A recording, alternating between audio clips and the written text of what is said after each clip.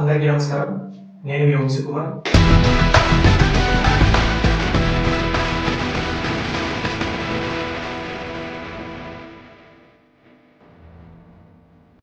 ఈరోజు నేను చెప్పబోయే స్టోరీ ఇది స్టోరీ మాత్రమే కాదు, ఒక నిజంగా జరిగిన ఒక యథార్థ సంఘటన.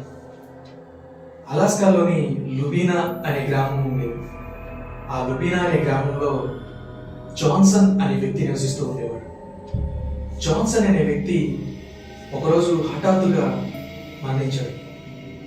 తన కుటుంబ సభ్యులందరూ కలిసి ఒక శ్మశానంలో ఆ శవాన్ని పాతిపెట్టారు. ఆ జాన్సన్ చనిపోయిన తర్వాత రోజు నుంచి ఊరిలో ఒక్కొక్కరుగా మరణించడం స్టార్ట్ అయింది. అది సాధారణమైన మరణం కాదు. ఆ మరణించిన వారిని మనం చూస్తే తన మెడ మీద పట్టిగాట్లు, ఎవరో మెడని కొరికినట్లు, తన రక్తాన్ని తాగినట్లు, బాడీలో ఒక్క చుక్క కూడా రక్తం ఉండేది కాదు. రక్తాన్ని మొత్తం పీల్చేసినట్లు ఇలా ఉండేది. ఊరు వాళ్ళంతా చాలా భయపడ్డారు. రాత్రి అయితే చాలు ఒక్కడు కూడా బయటకు వచ్చేవాడు కాదు. నెల అయింది, నెల రోజులు గడుస్తా ఉంది. ఇంకా మరణాలు అనేవి ఆగలేదు. కొంతమంది మరణించిన జాన్సన్ని చూసామని చెప్పుకోవడం మొదలుపెట్టారు. ఇలాగే మరణాలు జరుగుతూ ఉన్నాయి. కొన్ని రోజులకి ఈ మరణించిన జాన్సన్ని గుర్తు తెచ్చుకున్నారు. ఈ మరణించిన జాన్సన్కి ఈ మరణాలకి ఏదో కారణం ఉంది అని చెప్పేసి వాళ్ళ ఊర్లో ఉన్న చర్చి ఫాదర్ దగ్గరికి వెళ్ళారు.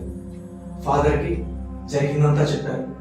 చర్చి ఫాదర్ అండ్ అందరు ఊరు వాళ్ళందరూ కలిసి ఆ శవాన్ని పాతిపెట్టిన దగ్గరికి వెళ్ళారు. ఆ శవాన్ని పాతిపెట్టి దగ్గరికి వెళ్ళి ఆ శవాన్ని తవ్వి చూస్తే ఊరు వాళ్ళందరూ షాక్ అయ్యారు.